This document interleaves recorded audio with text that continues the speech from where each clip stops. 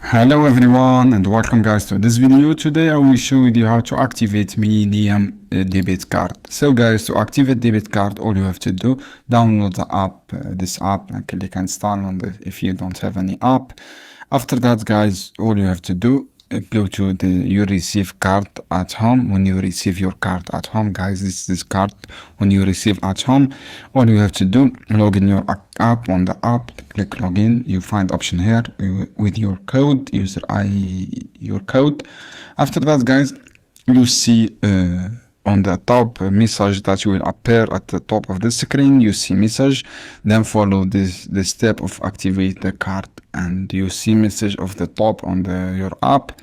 And or you can use ATM guys. You can write your PIN code on your ATM, and then you will be activated automatically your debit card. This is how you can do guys.